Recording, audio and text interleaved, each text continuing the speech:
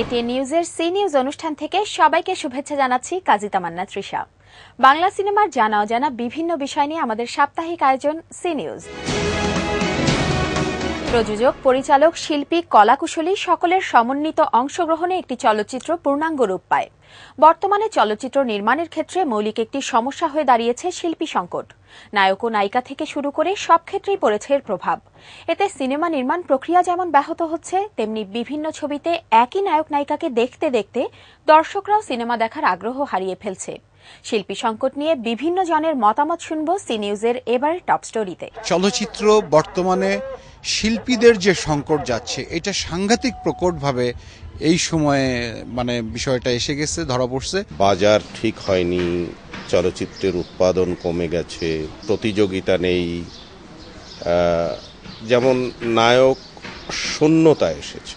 আমরা অন্য নায়ক নিয়ে ভাবছি না, আমরা আমাদের নায়ক নিয়ে আসি, আমরা ডিপজলকে নিয়ে ছবি নির্মাণ করব। আর ইন্ডাস্ট্রি হচ্ছে কি, এটা এক এক সময় 2, 4, 10, 12 বছর পর একটা গ্যাপ পড়ে। তো এটা একটা ভয়াবহ গ্যাপ পড়ছে। একদিকে আমাদের নায়ক আর একদিকে আর এক নায়ক নিয়ে কাজ করতেছে ইন্ডাস্ট্রি। নতুন আর্টিস্ট করা খুব কঠিন। তাতে যদি জানা থাকে ওনার নাচ, মেয়ে হিসাবে মাস্ট নাচ জানাটা যদি ভালো জানা থাকে, তাহলে ওই মেয়েটা আমার বিশ্বাস অভিনয় করতে পারবে। ছেলেদের দিক দিয়ে ওর 3টা সাইড ভালো থাকতে হবে। তো ওই 3 সাইড ভালো থাকতে হলে ওই ছেলে হিরো হবে। কিন্তু এখন একটা হিরো আসলো, চেহারা সুন্দর, কিন্তু হিরো বানানো বহুত কঠিন ব্যাপার, এক যুগের ব্যাপার। একটা হিরো বানানো, একটা হিরোইন এক ছবিতে বানানো যায়। একটু বোরিং এর ব্যাপারও আছে, যে যেমন একটা নায়ক দেখতে দেখতে একটু বোরিং ফিল করে, তারপরও চেঞ্জ নাই। আমাদের এখানে নতুন কোনো নায়কের কোনো আবির্ভাব ঘটতেছে না। সব জীবনে বৈচিত্র্য লাগে। খাওয়ার ক্ষেত্রেও আমরা ভালো খাবার হলেও আমরা পরপর রেগুলার খাই না, চেঞ্জ লাগে।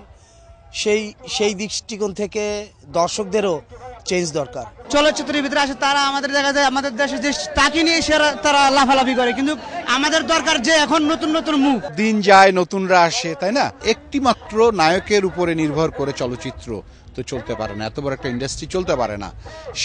সেহেতু আমরা চেষ্টা করছি নতুনদেরকে নিয়ে কাজ করার জন্য, আমরা চাচ্ছি এবং নতুনদেরকে আহ্বান করছি। নতুন শিল্পী তৈরি না হলে পরে ছবির সংখ্যা তো বাড়বে না।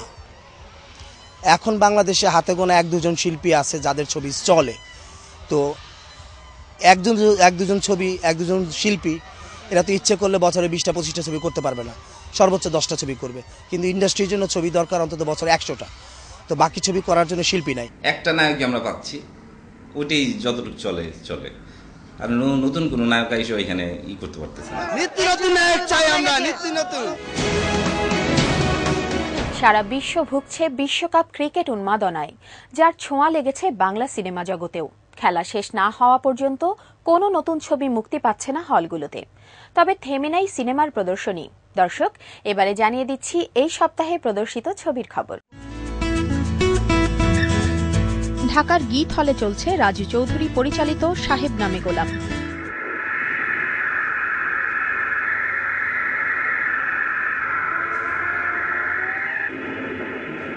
2010 সালের সুপারহিরো শাকিব খানের মতো শিল্পী থাকার পরও হলের শো যাচ্ছে প্রায় দর্শক শূন্য।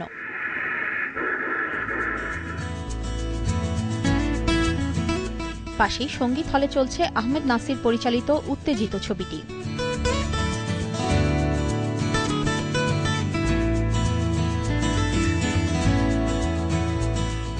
ঢাকার পোস্তগোলায় একই সাথে 3টি হল, মেঘনা, যমুনা আর ডায়না। ব্যবসায়িক অবস্থা খারাপ হওয়ায় অনেকদিন ধরেই মেঘনায় প্রদর্শনী বন্ধ রেখেছে কর্তৃপক্ষ। চালু থাকা ডায়না হলে চলছে এম এ রহিম পরিচালিত রাস্তা সিনেমা। আর যমুনায় চলছে 2 বাংলার যৌথ প্রযোজনার ছবি মনের মানুষ।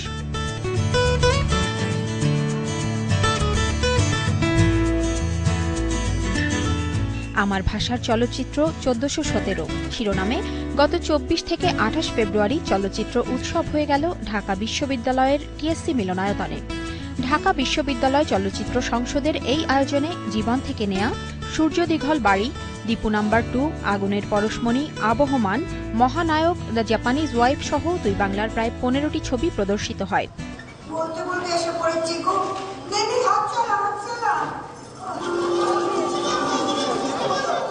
ঢাকা বিশ্ববিদ্যালয় চলচ্চিত্র সংসদ প্রতি বছরই এটা আয়োজন করে থাকে। ফেব্রুয়ারি মাসে ভাষা শহীদদের স্মরণে বাংলা ভাষার চলচ্চিত্র দেখানো হয়। তো এই উৎসবে বাংলা ছবিকে দেখানো হয় এবং বাংলা ছবিকে দর্শকদের কাছে একটু ভিন্ন স্বাদের বাংলা ছবিগুলোকে আমরা দর্শকদের কাছে উপস্থাপন করার চেষ্টা করি। দর্শক, আপনারা দেখছেন এটিএন নিউজের বাংলা চলচ্চিত্র বিষয়ক সাপ্তাহিক অনুষ্ঠান সি নিউজ। অনুষ্ঠানের এই পর্যায়ে নিচ্ছি ছোট্ট একটা বিরতি। বিরতির পর দেখবেন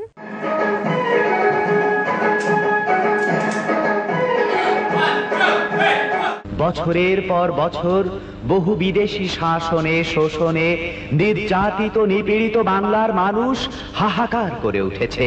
সোনার বাংলা পরিণত হয়েছে শ্মশানে।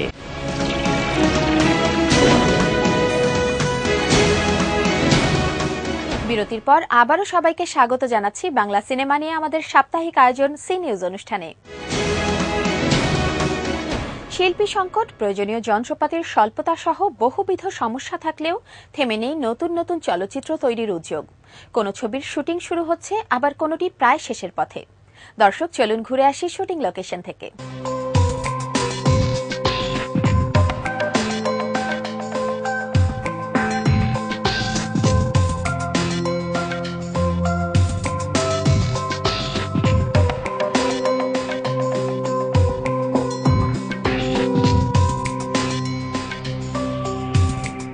বাঙালির সংস্কৃতি, ধর্মীয় মূল্যবোধ আর এদেশে পশ্চিমা ফ্যাশনের চর্চা, এসব প্রসঙ্গকে ভিত্তি করে পরিচালক জাকির হোসেন রাজুর নতুন ছবি জি হুজুর নির্মাণের শেষ পর্যায়ে।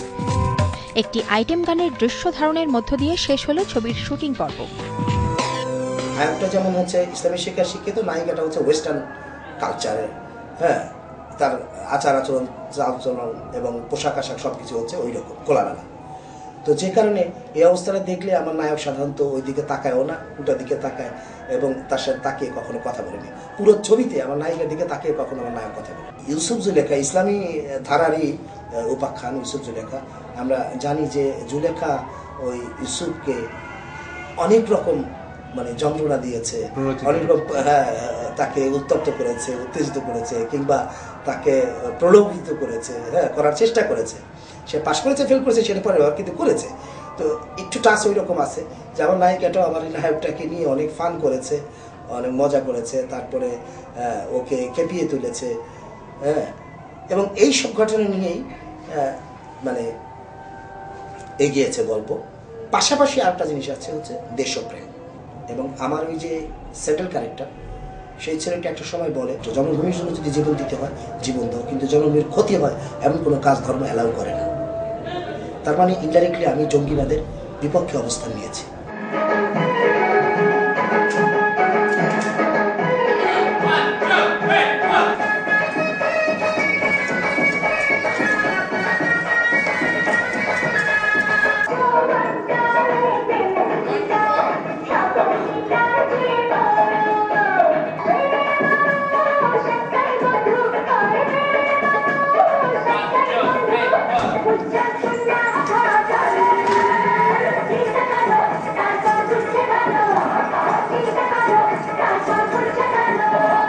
একটা ভিলেনের আড্ডা। এখানে আপনারা দেখলেন যে কিছু ছেলে মেয়ে নিয়ে একটা গান আছে, আমার শুধু একটা গানই, এর বাইরে আমার কিছু নেই। সবাই চিন্তা করে যে নাসরিনকে যদি চরিত্র দিই তাহলে গানটা করবে কে, একটা দ্বিধাদ্বন্দ্বের মধ্যে থাকে, ওর জন্য আলাদা আমার জন্য এই গানটা রেখে দেয়। বাংলাদেশের ইতিহাসের গৌরবময় অধ্যায় মুক্তিযুদ্ধ। স্বাধীনচেতা বাঙালি বরাবরই প্রস্তুত ছিল তাদের স্বাধীনতার জন্য, আর মার্চেই আসে মুক্তিযুদ্ধের আনুষ্ঠানিক ঘোষণা। অস্ত্র হাতে যুদ্ধ করার পাশাপাশি এদেশের শিল্পীরা নিজ নিজ শিল্প মাধ্যমেও যুদ্ধ চালিয়ে গেছেন সমান তালে। আর বিজয় ছিনিয়ে আনার পর স্বাধীনতা যুদ্ধ হয়ে ওঠে এদেশের শিল্প অঙ্গনের একটি গুরুত্বপূর্ণ অংশ।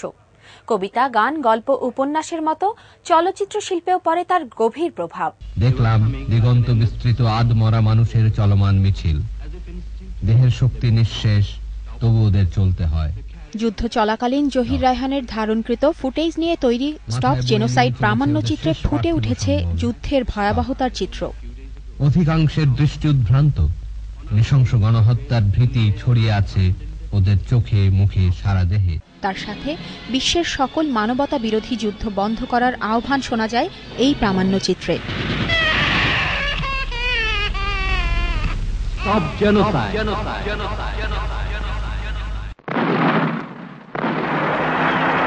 1972 সালে মুক্তিযুদ্ধ ভিত্তিক বেশ কিছু সিনেমা নির্মিত হয়েছে। এর মধ্যে চাষী নজরুল ইসলাম নির্মিত ওরা 11 জন, ফখরুল আলমের জয় বাংলা, বাবুল চৌধুরীর অশ্রু দিয়ে লেখা, জীবন চৌধুরীর শপথ নিলাম, সুভাষ দত্তর অরুণোদয়ের অগ্নিসাক্ষী, আজিজুর রহমান নির্মিত স্বীকৃতি, মমতাজ আলীর রক্তাক্ত বাংলা উল্লেখযোগ্য চলচ্চিত্র। বহু বিদেশি শাসনে শোষণে নির্যাতিত নিপীড়িত বাংলার মানুষ হাহাকার করে উঠেছে। সোনার বাংলা পরিণত হয়েছে শ্মশানে।